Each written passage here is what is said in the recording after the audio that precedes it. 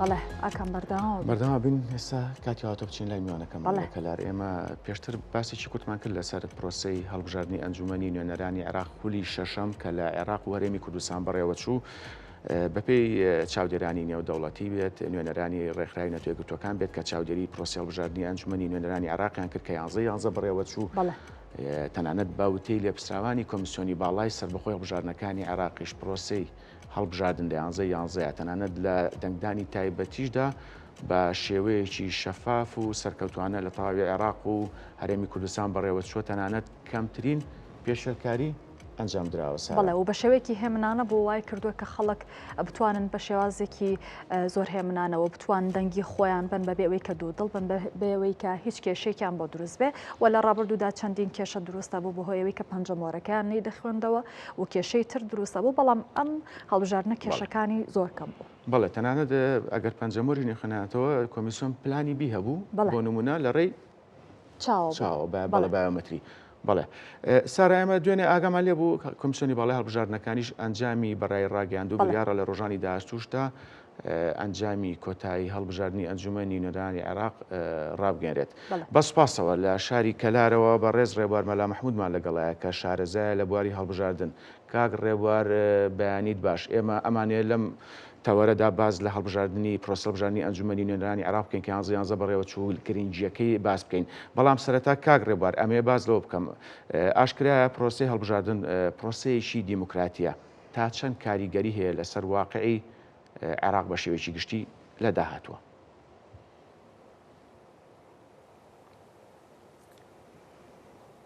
بەڵێ سەرەتا بە ناوی خوای گەورە و میهرەبان و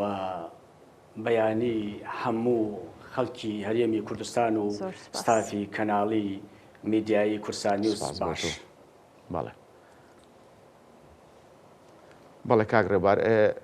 ئەگەر پرسیارێکم لێکردی بۆ دووباراکەمەوە هەڵبژاردن ئاشکرا پرۆسەیەکی دیموکراسیە. ئەم پرۆسەیە تا چەند کاریگەری ئەبێت لەسەر واقعی کوردستان بە دیاریکراوی ئەو هەڵبژاردنەی کە 11 بەڕێوە چوو. بەڵێ تەبعەن بتوانم زۆر بە خێرایی و زۆر بە کورتی لەسەر پرۆسەی هەڵبژاردن و دەنگدان و لە ناوی دیموکراسی لە دنیا تەبعەن مێژوویەکی زۆر دوور و درێژی تا حەدێک هەیە و هەموو شارەزایان و پسپۆڕان و مێژەنووسان ئاماژە بەوە کە وێنانیەکان کاتی خۆی وەکو سەرەتا و وەکو ئەوەی کە چۆنتەنە ئۆپرۆسۆ وێنانیەکان دەورێکی کارا و زۆر یعنی بابەتی و مهمیان لەو بابەتا هەبووە. بەڵام مێژە و دیسان قسەیەکی تری هەیە ئەڵێن پێش وێنانیەکانیش مۆزوعی انتخابات و پرۆسەی دەنگدان و دیموکراسی گریکەکانیش هەر لە مێژووە ئەو ناوبانگیان هەیە. بەڵام بەڵێ لە هەموو حاڵەتەکان زۆر بە خێرایی بمبورە. بەڵام وێنانیەکان لە ئەوەوە سەرەتا دەستی پێکرد. بەڵام ئەم پرۆسەی دەنگدان و هەڵبژاردنە تەبعەن قۆناغی سەختی و پێشکەوت و ناڕەحەتی زۆر بەخۆیەوە بینە حتا گەیشتوەتە ئەمڕۆ بۆتە آخر مۆدێلی پرۆسەی دەستا و دەستکردنی دیموکراسی لە هەموو وڵاتانی جیهان و لە زۆربەی هەموو وڵاتانی جیهان و هەموو ئەو وڵاتانشی کە وڵاتی دیموکراسی و فیدراڵی و ئەو جۆرە سیستەمە کرانەوە گەلیە یاخود میلی حکومڕانێنین هەر وەکو حەزێک وەکو مەیلێک ئەوانیش بۆ خۆیان کە هەر داخلی ئەو پرۆسە ئەگەر بە شێوەیەکی خراپش بن ئەبن بۆیە ئەمە مهمە. وەڵامی پرسیارەکە و پرۆسەی دیموکراسی و دەنگدان و هەڵبژاردن بۆتە مۆدێلێکی زۆر سەلامەت و پێشکەوت و سەرکەوت و لە هەموو وڵاتانی دنیا. بەڵام ئەوەی ماوەتەوە ئەکەوێتە سەر ئاستی وشیاری کایەی سیاسی وڵاتەکە و کۆمەلگاکە بەپێی ئاستی سەقافی خۆیان تەعامل و دەستوبر لەگەڵ پرۆسەکە ئەکەن. بەڵێ کاک ڕێبوار بەڕای تۆ ببوورە کاک ڕێبوار بەڕای تۆ ئەم پرۆسەیە کە 11 بەڕێوە چوو کاریگەریە بێت لەسەر واقعی حکومڕانی لە عێراقدا بە شێوەیەکی گشتی؟ بە تەئکید بە بێگومان ئەمە شتێکی واقعیە، ئەمە شتێکی زانستیە، ئەمە پرۆسەیەکی بەردەوامە چەند حملەیەک لە ڕابردووە ڕۆشتووە و داهاتوش ئەگەری جۆرە و جۆر لە بەردەممانایە پرۆسەی دەنگدان پرۆسەی دیموکراسی بە شێوازێکی زۆر زانستی بە شێوازێکی زۆر واقعی بۆ بەهێزکردنی سیستەمی سیاسیە لە وڵاتە پرۆسەی دەنگدان و دیموکراسی و هەڵبژاردن بۆیە حتا ئەمریکا فەڕەنسیەکان بەریتانیەکان و نەتەوە یەکگرتوەکان دوێنێ ئەم شەو هەمویان کۆک بوون باش بوون سەرڕای کۆمەڵێکم و کوڕیش بە پێ ئاستی تعاملی کۆمەلگای عێراقی و کوردستان لەگەڵ بابەتەکە بەڵام نەتەوە یەکگرتوەکان بە پرۆسێ مادام لە کاتی خۆیان کرا ئەمە مهمە واتە دەبێتە خۆی گۆڕانکاریەک لە داهاتوودا چۆن واتە لە داهاتوودا دەبێتە هۆی چ گۆڕانکاریەک وا کە پێشبینی دەکرێت گۆڕانکاریەکی باش بەڵێ بێگومان بۆ 4 ساڵی داهاتوو متمانەی دەسڵات بە میلەت هەموو چین و توێژەکان هەموو یەکە کارگێڕیەکان هەموو سیستەمی پەرلەمانی هەموو قانونەکان یعنی هەر سێ و 4-5 دەسڵاتەکە کۆی پرۆسەکە هەمویان ئەمە لە ناو خۆیانە تەسبیح حساباتێکی باشی خۆیان ئەوە دروستەکە و بۆ دەرەوەش هەرێمی کوردستان بۆ ناو عێراق شەرعیە دروستەکە عێراق بۆ ناو جیهانی دەرەوە شەرعیە دروستەکە بۆ نەتەوە یەکگرتوەکان شەرعیە دروستەکە بۆ ناو وڵاتانی ئیقلیمی شەرعیە دروستەکە بە بەردەوامی و ئەپارێزیە لە جەنگ و لە شەڕ تۆ هەموو ململە ناوخۆیەکان نەتەوەیەکان سیاسیەکان حزبیەکان ڕێکخراوەیەکان بە پرۆسەیەکی زۆر شەفاف و مەدەنی و دیموکراسی ئەو بابەتێک لایەکەی تۆ باشە پەیمانە بەسی بۆ 4 ساڵی داهاتوو بۆیە کاریگەری ئەکا و پەیمان بەستیەکی باشە بۆ ڕەدیسان بۆ گۆڕانکاری باش لە عێراقا بێگومان لە خۆڕانیە ئەپوو بمبورن لە ساڵی 2023ەوە لە ساڵی 2023ەوە کە ئەمریکیەکان و بەریتانیا و فەرەنسیەکان و ئەوانە کە عێراقیان ڕزگار کرد باشە عێراقی تازەمانێ باسی تەنیا مەجارێک قسە لە عێراقی تازەکەن ئەمە زۆر مهمە لە دوای ئازادیەوە ئەی خۆ لە خۆڕانی عێراق چەندین جاری ویستێتی مل بدا بۆ شەڕی ناوخۆی بەڵام ڕایگرتووە کاریگەری هەبووە لە خۆڕانی ئەم بابەتە ئەی چۆن بەڵێ کەواتە کاک ڕێبوار ئەم پرۆسەیە خولی شەشەم جیاوازی چییە لەگەڵ خولی یەکەم و دووەم و سێم و چوارەم و پێنجەم وەک کۆمیسیۆنیش باسی کرد لە ڕووی هونەری و تەکنیکیشەوە کەمترین هەڵە هەبووە لە بنکەکانی دەنگانە بەڵێ تەبعەن لە ڕووی تەکنیکیەوە سیستەمی پرۆسەی دەنگدان و هەڵبژاردن لە دنیا و تەماشای ئیسپانیەکان بکەین تەماشای زۆر لە وڵاتەکان بکەین ئەوانش بە پێم مۆدێلەکە سیستەمی تەکنیکی و عەقڵی بابەتەکە ئەزموونی تیاکەن و گۆڕانکاری تیاکەن و بە هەموو پێوەرەکان و بە هەموو خوێندنەوەکان و بە هەموو مەبدە و باوەڕەکان ئەم شێوازی سیستەمی دەنگدانی ئەمە لە ڕووی تەکنیکی و لە ڕووی ئەلکترۆنیەوە شتێکی زۆر پێشکەوتووە شتێکی زۆر باش بووە و یعنی آخر مۆدێلی جۆری سیستەمی دەنگدانە لە دنیاوە بەشێکی زۆری وڵاتان بەم شێوازە دەنگ ئەدەن ئەمە کە ئیسعاد لە عێراق بەکارهێنن بەڵێ کاک ڕێبوار وەک دەزانین لە 4 ساڵی ڕابردوودا و عێراق بەردەوام بە بارودۆخی ناهەموارە تێپەڕیوە ئەم هەڵبژاردنە سەر و ئەو کێشانەی کە هەبووە هەڵبژاردنەکە کرا بە شێوازێکی شەفاف و زۆر باش بەڕێوە چوو ئەمە چ گۆڕانکاریەک دروستەکە واتە بەرەو باشتر بچێ بەتەئکید گۆڕانکاری باش دروستەکە هەرچەنە ئێمە یەک بابەتەیە زۆر مهمە لە کەناڵەکانی ڕاگەیاندی پێشتیش ئاماژەم پێدا بەڕێزانە یعنی سیاست لە عێراقا سیاست لە کوردستانە سیاست لە هەرێمی کوردستان سیاست لە ناوخۆی وڵاتی عێراقا لە ڕووی زانستیەوە هەموو پرۆسەیەکی سیاسی لەژێر کاریگەری هەلومەرجی دوو بابەتی ذاتی و خودی یاخود بابەتی لەڕێ هەلومەرجی مۆزوعی و بابەتیە ئەڕوا و عێراق بەدەر نابێت لە هەموو ئەو بەریەکەوتنە ئابووری و سەربازی و سیاسی و تەکنەلۆجی و پێشکەوتن و ململانیە گەورەی سروشتی مێژووی کە پرۆسەیەکی بەردەوامی نەتەوەکانە بۆ بەدەستخستنی زۆرترین ئاسایش و ئارامی بۆ وڵاتەکانیان بۆ بەدەستخستنی زۆرترین پێشکەوتنی تەکنۆلۆژی سەربازی بۆ بەدەستخستنی زۆرترین پێشکەوتنی ئابووری گەشەسەندی وڵاتەکانیان و عێراقیش لە هەلومەرجی بابەتی ئەکەوێتە بەر ئەو بەرکەوتانە بەڵام بۆ چوو مەسەلەن بابەتە بۆ پرۆسەی دیموکراسی و دەنگدان لە عێراقا جارێکی تر متمانەیەکی پابندی هێزە سیاسیەکان بە ئاشتی و ململانی و کێبڕکێ و ئیدارەدانی حکومت دەوڵەتی عێراق بە هەرێمی کوردستانیش و ئەداتە دەرەوەی عێراق و عێراقش ئەتوانێت وەکو ئەوان لەناو ئەو پرۆسا لەسەر ئەو پلێت و سکە ململانێت تەبیعیە نۆرماڵی هەلومەرجی بابەتی جیهانی خۆی بگونجێنێ بە حکمی سەرکردەکانی عێراق هەمویان بە کوردستانیشەوە بتوانن بە سیاسەتێکی زۆر عاقلانە بە سیاسەتێکی زۆر دیپلۆماسیانە دوور لە جەنگ دوور لە بەکارهێنانی هێز بۆ کێشەناوخۆیەکان بێگومان بۆ عێراق لە داهاتووە باشە بێ لە پرۆسەی ینی لە پرۆسی لەو پرۆسە سیاسیە عالەمی حکومڕانیە کە ئەڕوا عێراقش ئەتوانێ هاو ئاهەنگ لەگەڵیانە بەپێی ئەو توانای قووەتی ئابووری و سەربازی و ئەمنی و ئابووری و کۆمەڵایەتی خۆی بمبورە عێراقیش تعامل و یعنی هاوبەشی بکات لە بەدەستخستنی زۆرترین ئاسایش و ئارامی بۆ عێراق زۆرترین باشی ئارامی و باشترین بژێوی ژیان بۆ گەلی عێراق کاتە بە پرۆسەکە گەشتبینی بەڕێزە بەتەئکید ئێمە لە عێراقا بەڕێز لە ساڵی 2023 ئەمە 6 خول بڕوە من لە دیداری ڕابردووشە لە دوو هەفتی ڕابردوو ئاماژەم پێدا لە ڕووی زانستیەوە لە ڕووی واقعیەوە لە ڕووی بابەتیوە لە ڕووی ئاستی وشاری گەلی عێراق و تاریخی گەلی عێراقەوە 6 خولی هەڵبژاردننی انتخابی ناتوانانی هەموو هەلومەرجە دموکراسی و سیاسی و ئابووری و سایکۆلۆژی و کۆمەڵایەتەکان بەدەست بێنی ئێمە لە بیرمان نەچێ ئیسپانیا وڵاتێکی بمبورە ئیسپانیا پێشکەوتووە لە وڵاتانی ئەوروپا لە ساڵی 2009 کەوتە کێشەوە حتا 2010 نەیانتوانی حکومەتەکان دروستکەن هەر بزە بە هەرێمی کوردستان لە کاتێکە ئێمە لە ڕووی سیاسی و کۆمەڵایەتیشەوە لە ئاستی ئیسپانیانین ئەم بابەتە بابەتی زۆر تەبیعین بەڵام حتا بتوانین دەستوبرد بکەین و سازشکەین بۆ یەک و احترامی هێز و احترامی ئابووری و احترامی باری سایکۆلۆژی گەلەکە و احترامی موچەکان و احترامی ئەزمموی قواری حکومڕانەکەی کوردستان لە ناوی عێراق بگرین ئەمە زۆر زۆر مهمە. بەڵێ باشە کاک ڕێبوار ئەوەی جێی سەرنجە کەمترین چاودێری نێودەوڵەتیمان بینی کە باز لە پرۆسی هەڵبژاردنەی عێراقان یاخود لە میدیاکاندا دەرکەون ئەمە جگەلەوەی کە بانگەشی هەڵبژاردن بەراورد بە بانگەشەکانی پێش و ئەم جاریان جیاوازترە ئایا مۆدێلی بانگەشەی هەڵبژاردن گۆڕاوە یاخود وا ئەخوازێکە لەم ڕۆدا بەم شێوەیە بانگەشە بکرێت بۆ چوونن لەو بارەوە لەسەر قسەکردن لەسەر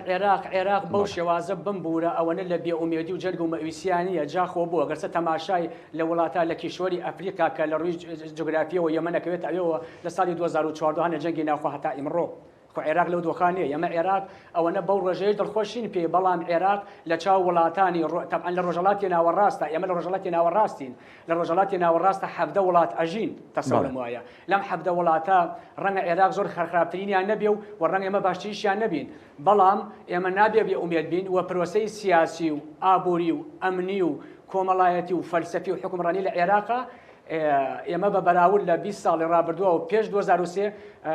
خەڵک بە هەموو ئازادی ئەتوانن بەڵام نەمانتوانێت پێشی خەین عێراق بابەتێکەیە ناتوانین بشارێنەوە عێراق لەژێر هەلومەرجی وڵاتانی ئیقلیمیا کاریگەریەکی زۆر بووە بەدەر لە سەری وڵاتانی ئیقلیمیشەوە ئەمریکیەکان و بەریتانیەکان و فەڕەنسیەکان هەمیشە حەولیان داوە دەستیان پێوە بێ نەترازیە نەکەوێ ئەمە بابەتێکی تەبیعیە بەڵام لەمەش خراپتر هەیە کە ئێمەش لەناو ئەو بابەتانین بتوانین بیپارێزین عێراق نەترازیە بۆ ئەوە و باشتری بکەین لەوەی کە هەیە لە دنیا سیاسەت بەم شێوازانە بەم زمانە بمبورە سیاست لە عالەمە بەم زمان و بەم زانستە دیپلۆماسیانە ئەکرێ واتە هەبوونی دەسەڵاتی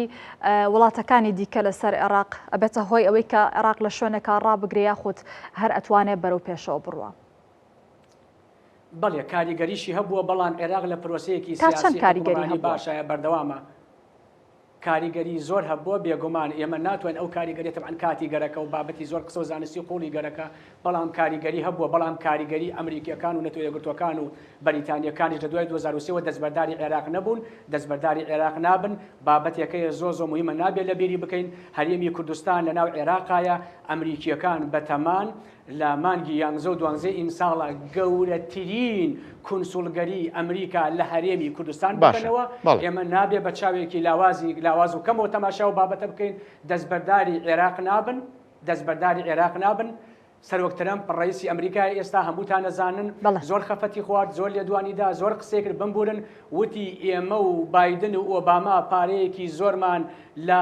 عێراقا سەرف کرد لە ئەفغانستانە سەرف کرد ئێمە زۆر بمبورە بە نەزانانە دەستبەرداری ئەفغانستان بوون خەبات و شەهیدەکان و جوندیەکانمان لێ کوژیا دەستبەرداری بووین ئێمە جارێکی تر دەستبەرداری عێراق نابین و لە ساڵی ڕابردووە ئەمریکیەکان و وەزیری وزەی ئەمریکا وەزارەی خارجی ئەمریکا گریەبەستێکیان لەسەر غازی سروشتی لەگەڵ سەرۆکوەزیرانی حکوومەتی هەرێمی کوردستانی خۆمان بمبورە ئەمە بە تەواوکەم زۆر گرنگە تەفاسیلی قسەتان تەواوکەم هەرێمی کوردستان بۆ غازی سروشتی گریەبەستێکیان کردووە بۆیە هەرێمی کوردستان بۆ غازی سروشتی لە ناو بابەتی سیاسەتی ئەمریکا و سیاسەتی عالمیایە بە عێراقیشەوە لە عێراقا ڕۆژانە 3 ملیۆن 90 بەرمیل هەناردە ئەکرێت کاک ڕێبوار ئەم بابەتە چ پەیوەندیشی بە پرۆسی هەڵبژاردنەوەیە گەر بۆ ماڕوون بکەیتەوە ئەرک نەبێت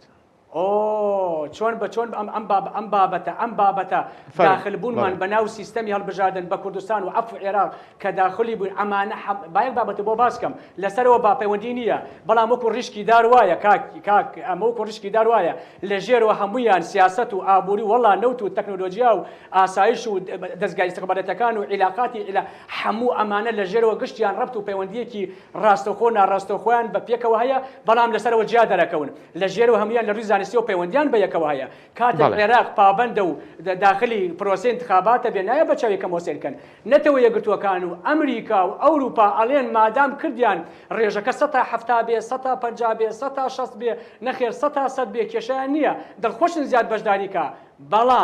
بەڵام پابەندبوون بە پرۆسەکەوە پابەندبوونمان ئەکا بە کۆی یعنی ئەگەر لە داهاتووە خوا نەخواسە ئەگەری خراپیش پەلاماری عێراق بدا عێراق بە کۆکراوەی ئامادەیی بە شەرعی داخلی بابەتەکە بەڵام هەموو جیهان و هەمومان بمبورە قسەی کۆتایی زۆر گرنگە ئەوە ناشارینەوە کە لە عێراقا لە ڕووی کۆمەڵایەتیەوە لە ڕووی سیستەمی ئابووریەوە هێشتان پێشکەوتەکان و ئابووری و دڵخۆشی و باری سایکۆلۆژی خەڵک بە کوردستانی شەوە نەگەیشتۆتەوە ئاستە خەڵک بتوانن بەو شێوازەی حزب دەسەڵاتەکان و هەمومان ئەمانەوێ بەو شێوازە بین بەڵام پابەندبوونی پرۆسەکە بە دەنگدان خۆی لە خۆیان باش ببەخشە من چەند جارێک پێ دەبڕم لە بەرەوەی کاتمان کەمە دەستخۆش بۆ زانیاریەکانت ئاشکرا کاک ڕێبوار دیمەنی سیاسی و حکومڕانی لە عێراق ئاڵۆزە لە پرۆسی هەڵبژاردنیشدا ڕکابەرێکی تون لە نێوان شیعە و سونە و کورد هەیە تەنانەت لە نێوان باڵەکانی ناو شیعەشە هەیە بە بۆچوونی تۆ ئەم جاراش کابینە پێکەنانی کابینەی نوێی حکوومەتی عێراق قورس و ئاڵۆزە بێت بەڵێ بیکەینە بابەتی کۆتایی حتا ئەمریکیەکان و ئیسرائیلیەکان ئەمە وەکو سیاسەتی عالەمی لەگەڵ ئێرانیەکان و رووسیا و پلێتی بەرامبەری خۆیان زۆر تەبیعی ئارام و پابەندی ئاشتی و پاراستنی ئەو جەنگانەی کە لە ئۆکرانیا و رووسیا هاتووەتە ڕۆژەڵاتی ناوەڕاست و ئیسرائیل و غەزە و فەڵەستین و لەگەڵ ئێران بۆ ئیسرائیل ئەم بابەتانە حتا ئەو بابەتەی لە سەروی عێراق و هەلومەرجە بابەتی سیاسی عالەمیەکان بەڵێ تەحەکومەکە ئەوان پابەندی ئاشتی بن و وڵاتان ئەوانش بەخواری خۆیان کە عێراق لە ناو هەلومەرجی اقلیمیان ئەوانش بە هێزە بچووکەکانی ناوخۆی عێراق ئەوان بەڵێ ئەوانش ململانیەکان شۆڕە بێتەوە کاریگەری هەیە بۆیە بە دڵنیاییەوە حتا ئەو کاریگەری ئاشتی عام کە ئیسا لە عالەمە دەستیان پێداوە جەنگی شێ لەگەڵێ ئەوەی ئۆکرانیا و رووسیا هێشتا نەوەستاوە ئەمریکا بەڵێ و ئەوەی ئیسرائیل و ئێرانیش ئیسا ئارام بۆتەوە جەنگەکە بێتاقەتی نەماوە و ئومێدمان هەیە ئەمەلمانەیە ئێمە وا ئەخوازین پابەندی ئاشتی بن ئەو جەنگە سەر هەڵ نەدا دروست نەبێتەوە بەس نازانین بەژەوەندیەکان و داهاتووچی ئەمە شتی زۆر خۆڵە لە پشتی پەردەوە بەڵام ئەوەی کە مهمە پەلاماردان لە دوای انتخاباتی عێراق ئەگەریەکە لە ئەگەرە لاوازەکان و گەشتبینی و ئومێدیشمانەی ئینشاڵڵا ئەو بابەتە دروست نەبێ و پەیوەندی ناوخۆی ململانەی سیاسی و چەکداری ناوخۆی عێراق وریابن ئەمە بابەتێکی زانستیە پەیوەندی وەکو ئاماژەمان پێدا بە هەلومەرجی بابەتی سیاسی سەرەوەی خۆیانەوە هەیە ئەوان پابەندی ئەو بابەتە بن لە ناو عێراقش ئەو پابەندی بەردەوامە بێ بەڵام هەمومان دڵخۆشین ئینسان نابێت لە ژیانە بێ ئومێد بێ ئەوە زۆر مهمە ئینشاڵڵا عێراق باشە بێ و کورد و شیعە پەیوەندیان زۆر باشە هێزە شیعەکان لە عێراقا 30 ساڵ قوربانی ئەو باجەیاندا سونەکانی زۆر بەقوت نین بۆیە کوردیش جەنگی زۆر بیناوە کوردیش عاقڵە کوردیش ئاشتی پارێزە کوردیش میلەتێک و دەستاتێکی سیاسی زۆر دیپلۆماسی عاقڵی هەیە کەم و کوردمانەیە دەستاتەکەمان بەڵام بە هەموو قوتی خۆی بمبورە بە هەموو قوتی خۆی یەکێتی و پارتی و هەموو سەکردە و هێزە سیاسەکانی کوردستان زۆر بە عاقلانەش تا حدێ پابەند بوون بە پاراستنی پەیوەندیەکان لەگەڵ عێراق لەگەڵ کوردستانە ئینشاڵڵا داوا ئەکەین کاک ڕێبوار وەک دوا پرسیار لە بەرەوەی کاتەکەمان زۆر کەمەوە بە کورتی وەڵام بێتێ سوپاس دەکەم دوێنێ کۆمیسیۆنی باڵای هەڵبژاردنەکانی عێراق ئەنجامە بەرایەکانی بڵاو کردەوە و لەلایەنە جیهانیەکان و چۆن پێشوازی لێکرا بەڵام بە کورتی بەڵێ ئەوە بابەتێکی ناوخۆی عێراق زۆر تەبیعی مادام لە عێراق بە کەمترین بەریەکەوتن و بە کەمترین قسە و بە تەشیرات و ئەو بابەتانە ڕۆیشت ئەمە زۆر زۆر مهمە باشە لە عێراق بە تەژەبەی من کە ئەزمموی من زیاتر لە 10 بۆ 15 انتخابات بەس لە کوردستان و عێراق چوە چەندێک لە ئەنجومەنی پارێزگاکان بە پەرلەمانی کوردستان بە پەرلەمانی عێراق باشە زیاتر لەوە چاودێریمان کردووە ئەم انتخاباتی پەرلەمانی عێراق کوردستانیش ینی چوێ نامشارکی و بابەتەوە یعنی انتخاباتێکی سەلامەت و ئارام و ڕاستە قەیرانی دارایی نایشارینەوە کاریگەری لەسەر گەلی کورد بۆ بەشداری لەسەر گەگەلانی عێراق بۆ بەشداری هەبوو بەڵام باش بوو بەڵام وڵاتان و چاودێران ئەوە بابەتێکی ترە معنای ئەوە نییە پرۆسەکە سوک و کەم چۆ بەڕێوە نەخێر پرۆسەیەکی باش بووە نەتەوە یەکگرتوەکان ئەڵێن ئێمە پەیمان و کردنی کردێ پرۆسەکەمان مهمە باش بێ باشە بەڵام بەو شێوازە بێ زۆر باش دەستخۆش بۆ کوردستانی جێ ئومێدە بۆ عێراقی جێ ئومێدە بێ ئینشاء الله بەهیوان ئەم هەڵبژاردنە بێتە مای خێر و بەرەکەت بۆ هەرێمی کوردستان و ناوچە دامڕێراوەکانیش بەڕێز ڕێبوار مەلا مەحموود شارەزا لە بواری هەڵبژاردن سوپاس لە کەلارەوە لەگەڵ مابوو سەرکەوتوو بن